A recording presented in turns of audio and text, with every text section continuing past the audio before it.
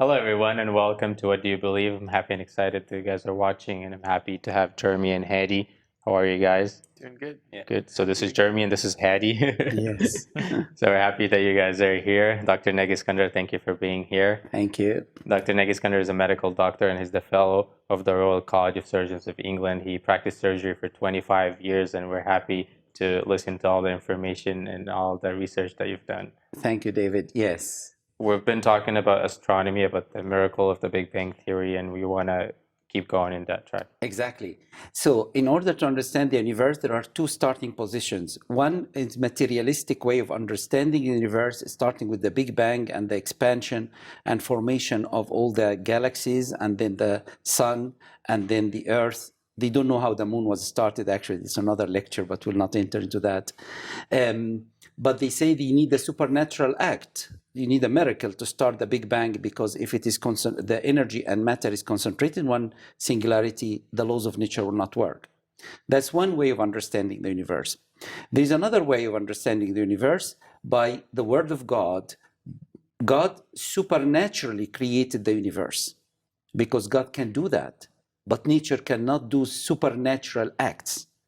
So you need more faith to believe in the Big Bang compared having a faith in the God of the Bible. I'd like to put this quotation called supernatural design, and I'll tell you who said these words. This most beautiful system of the sun, planets, and comets could only proceed from the counsel and dominion of an intelligent being. The person who said that, Sir Isaac Newton, who had contributed a lot to physics, and he believed in the Bible, and he was a Bible-believing Christian, believed in a creator, God the creator. And that's just wonderful to know, because sometimes we have the impression that most of the scientists are atheists. Not really. There are lots of scientists, some of them I know. They are Christians, they believe in the Bible, they believe in the six-day creation, a supernatural act of God, and they have their PhD in their own fields. So we shouldn't be intimidated by the public idea that if you are a Christian and believe the Bible, you are behind time and you are not really walking under understanding technology. Not at all. It's actually you are able to do science because there is a lawgiver. That's why we discover the laws. If everything happens by chance and time and laws of nature, we won't be able to practice science in the laboratory. I won't be able to operate. I'll be frightened to board an airplane, because by chance and time, the gravity and the weight of this plane will change, and that will be catastrophic. So because there is order in the universe, that means there is a designer behind it. That's Sir Isaac Newton. And he continued to say these words, and that will appear on the screen, the supernatural design. He said these words, atheism is so senseless. When I look at the solar system, I see the Earth at the right distance from the sun to receive the proper amounts of heat and light. This did not happen by chance. That's Sir Isaac Newton, who contributed a lot to physics. And he's saying atheism really is senseless because the starting point really is illogical, completely illogical, because you believe in nothing had exploded and you believe that happened by chance.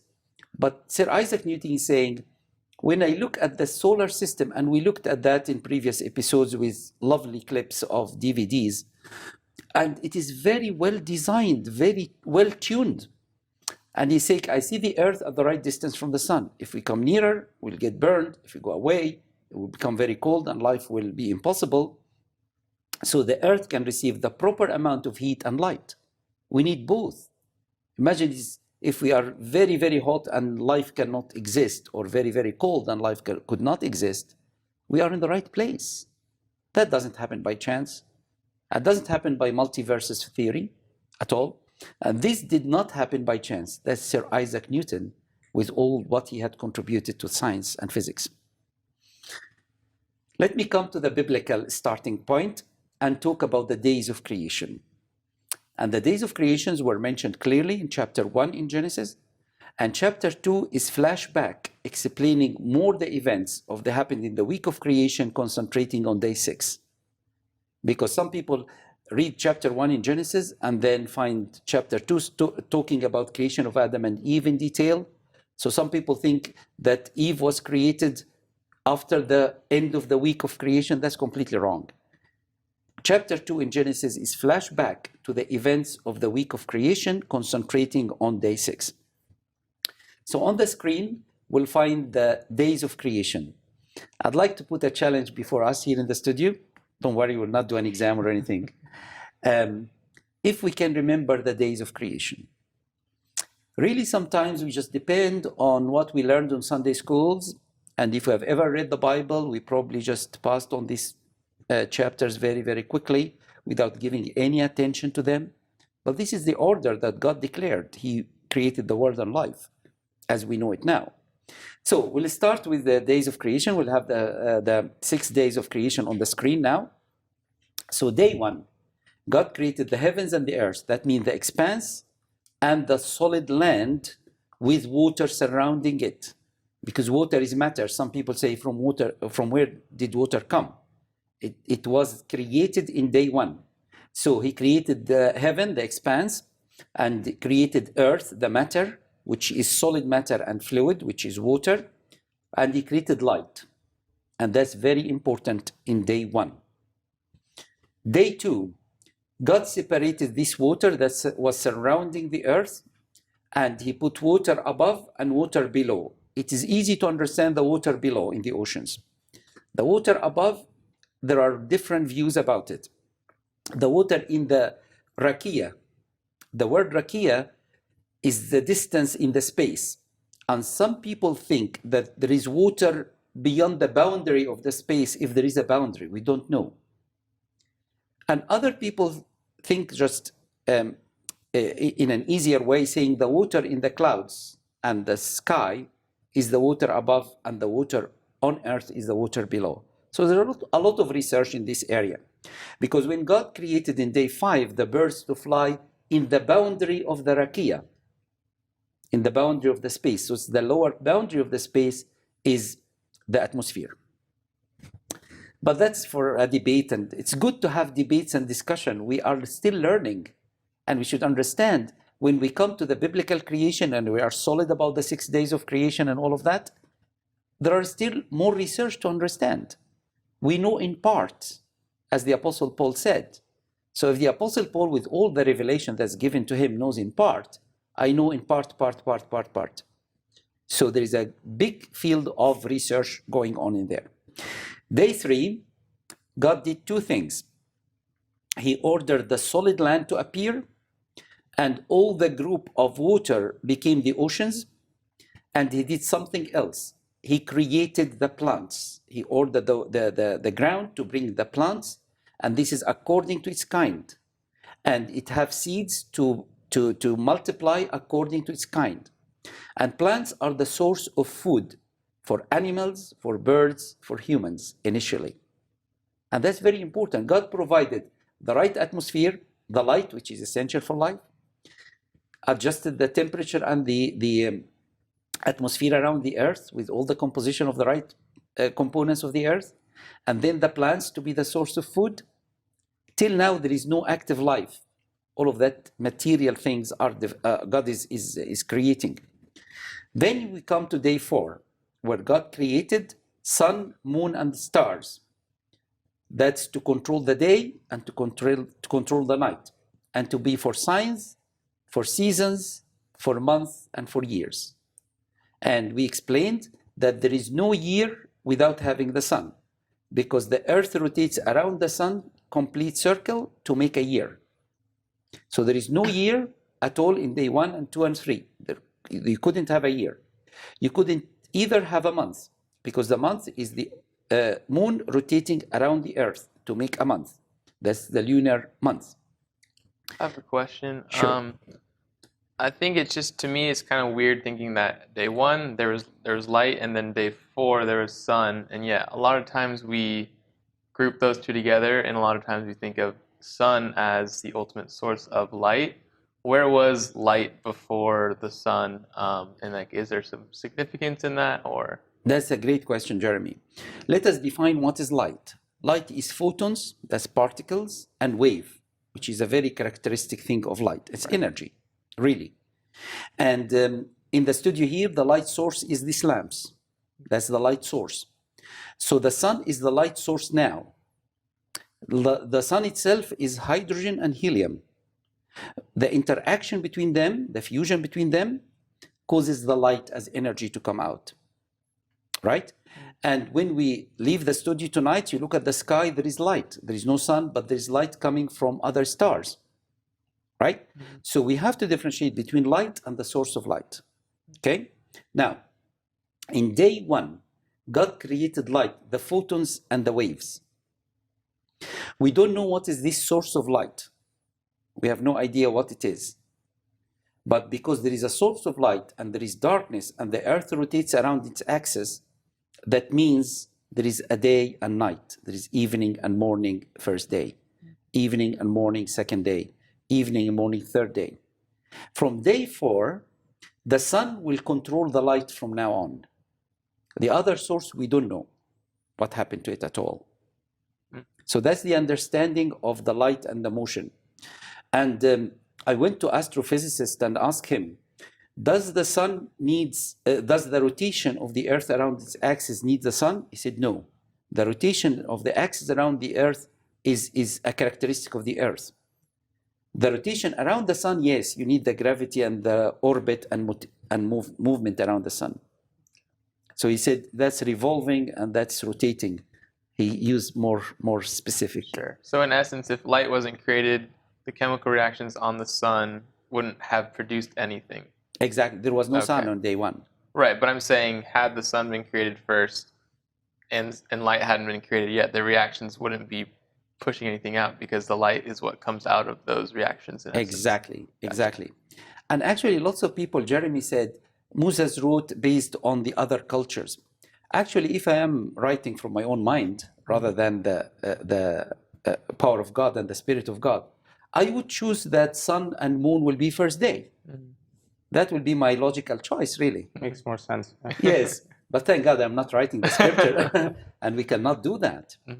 But really, if you are thinking from human perspective, if Moses is writing really affected by other cultures and by his own logic, he would say that God created the sun and moon day 1 to start the days, but he didn't, and made it very complicated for us. But it's not complicated because we can explain it by physics.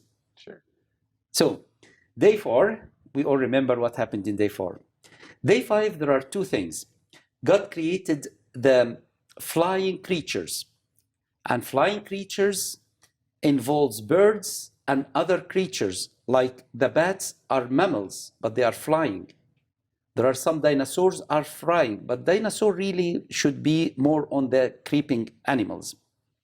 But these dinosaurs who are flying, they are not birds because they don't have feather. So that's a completely different issue. So in day 5, God created the flying creatures. That might include the insects as well, the ones that can fly. And then he created all the marine life. That's supernatural act of God. Yes. Doctor, so the marine life was created after the water, and Yes. water was day 1, really. Day 1. So when the water was created, how does that apply to the lakes? Because as we know, most lakes are from mountains, and the water melts because it's initially snow. And were they created at the same time that saltwater oceans were? Right, that's interesting. Salt water happens because the rain comes in and dissolves some salts from the mountains and come to the lakes and come to the rivers and come to the sea. Yeah, right. Remember, the week of creation, the earth was one solid mass and all the waters were one ocean, one big ocean. And there was no life really till day 5. All the first 4 days, there is no life as we understand life. Nothing flying and nothing in the ocean, in the marine life. Yeah, good. So day 6, God created the creeping animals that creeps on the earth, and he created man and woman on day 6. So before we get to day 7, we need a break because day 7 is the break. So Exactly. let's take a short break and we'll be right back.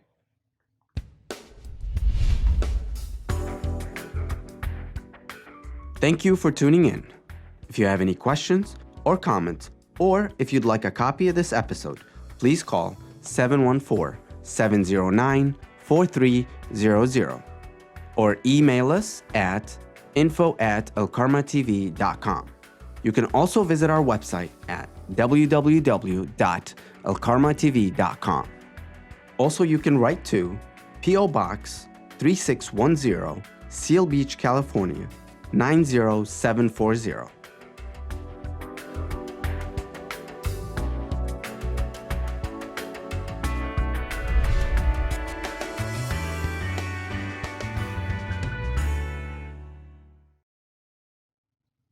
Welcome back to What Do You Believe? Doctor, I got a question from the control room, so I'm going to ask before we keep going. Sure, yeah. On day 6, God created Adam and Eve, because if you think about it, like it sounded like God created Adam and then he was alone and maybe got bored. So then God, created Eve another day or another time. Can you just talk about this quickly? Sure, that's a very interesting question, because if we read the scripture properly, we'll give a very good answer to this. In day 6, God created the creeping animals, and he created Adam first. And Adam was really very intelligent and very strong. He was created in God's image. He doesn't need really, there was no decay or mutation or anything like that. So God brought all the animals to Adam to name them. And remember, he got the head of the kind. So Adam can say, these are birds, these are cattle, these are whatever. Yeah. And the names that's given is not the same names that we use nowadays. Completely different. He named the head of the family. Then the Bible is very clear that Adam, when he named all the animals, he didn't a companion. That's still in day 6. He didn't find a companion to him.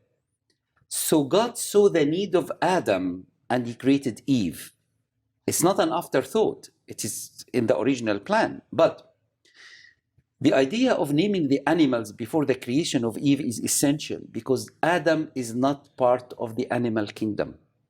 He didn't find a companion or a very high ape, very similar to him, so that can be his wife. No, because we are completely different. Now, it's not Adam that grew up and became an adult and said, okay, this is the time to find a companion and to get married. It is God who saw the need of Adam. It is not Adam starting to put a request to God, please give me a wife. So that is the biblical understanding of the creation. If we read the text and respect the text and spend some time understanding the text to be enlightened, these are the facts. But unfortunately, David, what happens? This part of the Bible is taught sometimes in Sunday school, sometimes it doesn't really. And it is taught as a sort of once upon a time, not as facts. So please, if you are teaching this part of the Bible, please read the text. Let the kids understand the text. And from there, they will grow up with facts and they will be solid in their Christian faith.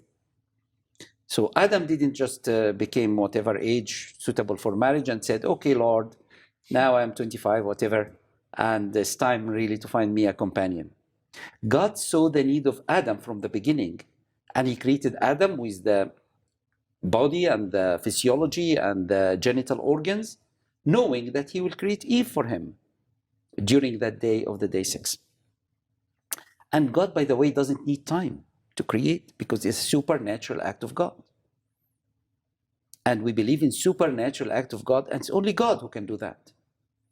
But the natural processes, when they talked about it, they needed a supernatural act. So I hope this answers your question, David. Great. Right, what I'm going to do, I'll just put the screen again and put all the days, and just want to blank them all together. And that's our screen now. A quick exercise. Day 1, God created the heaven and earth and light. Day 2, he separated, and the earth was surrounded by water.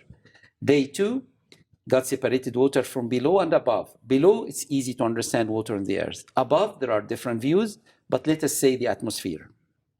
Day 3, he ordered the solid land to appear because it was surrounded by water, and all the group of water become one ocean, right? the lakes and the rivers will come later, right? Then, day 4, he created sun, moon, and stars. Day 5, he populated the air and populated the water. So all the flying creatures, and that can involve mammals and dinosaurs, but these dinosaurs are not birds because they don't have feather, and all the other birds.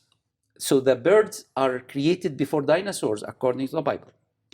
Then he also created all the marine life. And that's day 5 is the start of life. Before that, there is no life, as we know it now. Day 6, he created the creeping animals, created Adam, and then Adam named the animals, and then he created Eve, and that's the completion of creation, and he saw it was very good. So let us put the screen back again and relieve this misery, if you like. So this is very simple and essential. I hope really that we'll go and read these chapters and respect what is written. This is not a story. It's not taken from other cultures. When you read all the Gilgamesh and others, they are really stories which is, the gods are fighting each other to create. And there is a birth, they thought in one of the stories, Babylonian, the earth and the sun were a man and woman together, and then they created a baby, and he found this space is very narrow, so he separated his father and mother, and that's the air. Things like that. Come on, when you read the Bible, nothing like this at all. Nothing like this. And I hope during producing this program will help us to think. We are not imposing anything on anybody, but we'd love people to start think and respect what is written in the Bible. Now, let us come to the word day, and that's the real battle, if you like. What does word day mean? Word day was mentioned in the Bible in Genesis 1, and day and with a number 410 times, and it means 24-hour days. Evening, morning together mentioned 38 times and means 24-hour days. So the word day can mean lots of things. I can say, I came here during the day. We are recording during the day. That means part of the day. I can say, in the days of my fathers. That means an unidentified period of time. So when can we say the day is 24 hours? If there is a morning, an evening, and if there is number. So when you say morning or evening and morning, and a number attached to the day, that means 24 hours. So there is a lot of confusion when we read the days of creation.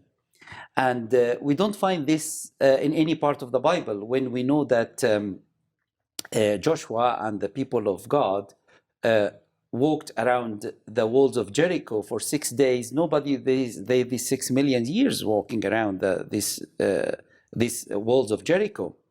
But the only time we find the word day in the Bible and we say, oh, what does it mean? Does it mean a period of time? Does it mean millions of years? Does it mean thousands of years? That's the only place where we have a question mark about the definition of a day. And there is another verse in Peter's, in his writings, in his letters in the New Testament, say, the day like 1,000 years and 1,000 years like a day. And all the people quote that verse to put it in Genesis 1. There is a major problem with that. He's talking the day in the account of the Lord, not the ordinary day in the account of creation. He was talking about the second coming of Jesus, and he's saying that really doesn't take that length of time because God's calculation is different from ours. So he say a day like 1,000 years, but he reversed that 1,000 years like a day.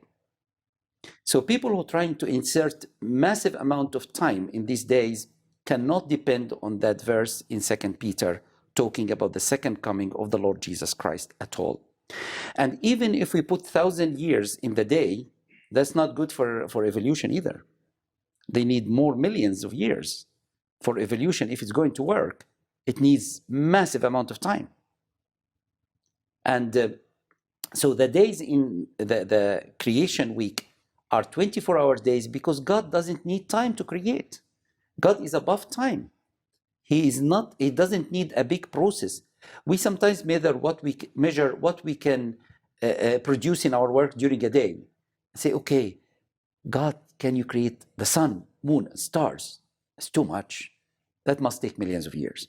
No, it doesn't, because we're talking about the supernatural act of God. And that's very obvious in the Bible. When God, the Lord Jesus Christ, transformed the water into wine, he reduced the amount of time that you need to process a grape to become mature wine. That happened instantaneously. So that's just a little example. But God is in control. Well, thank you, Doctor. Just Dr. Marisol said once, every day you have a choice, to feel or to be, to feel good or to be good. So think about it. What do you believe? Thank you for watching.